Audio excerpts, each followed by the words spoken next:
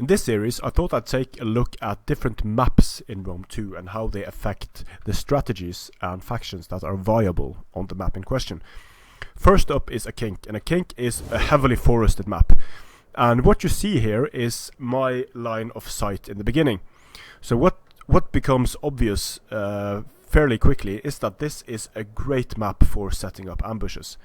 It's going to be possible to set up ambushes in the forest in several parts of the map. Another thing that is obvious, I am the attacker in this scenario, and what is also fairly obvious is that me as the attacker, I'm going to be starting all the way down here, and the defender is going to have this very comfortable hill with forest, and the only thing worse than charging up a hill is charging up a forested hill. Now that is a statement with a few modifications, because the forest is going to mean that you take less damage from missiles, so that is good. You'll see most engagements on this map start happening down here. If both players are attackers, they have to move towards each other, and you can see that the hill advantage starts to change around here by the tree line. So downhill charges are going to be happening from the defender side here, but it's going to turn around to uphill charges here, and there are great opportunities for flanking around, using the openings here to flank around, but on both sides the problem is that you will be flanking uphill. You can possibly flank all the way around and get downhill charges here, but this is a fairly unbalanced map. If there are attacker-defender roles, the player that starts up here is at a massive advantage. Cavalry is going to be less effective on this map, skirmishers are going to be less effective, and it makes the factions with crap cavalry and good melee infantry like Lusitani, Suebi, Tylus, it makes them more viable on a map like this. It also makes Rome very viable, because there's a lot of terrain where Rome can use the terrain to break the charges, make them less effective of barbarian units. Chariots, shock cavalry, skirmishers and elephants going to be far less effective on this map.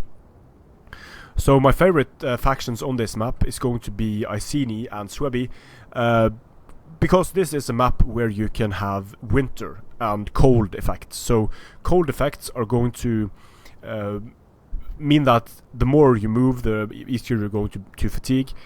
And Iceni and Suebi has a resistance to cold on all of their units, which is going to help in that regard. Suebi is a great faction to use on this map.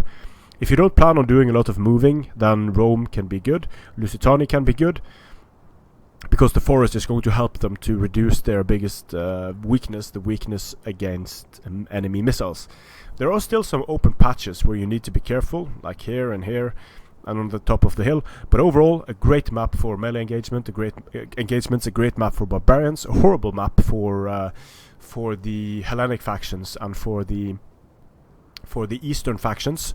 Decent enough for Rome, but overall a risky map to pick if you are the attacker and you have the standard north attacker direction. I believe this is the north attacker direction. If you have that attacker direction, then the defender has several advantages.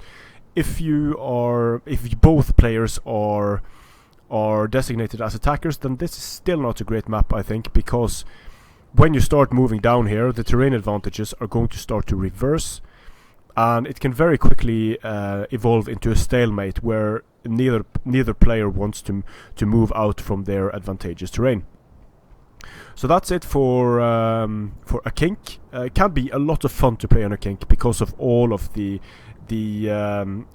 opportunities for ambushes and different tactics with terrain that can be done on this map. But for competitive play, it's problematic. You can have a lot of fun, friendly games on this though. And if you're going to go barbarians, I suggest going with Iceni or Suebi and picking winter, because that's going to tire out your opponent faster than you are going to get tired out. Strength and honor.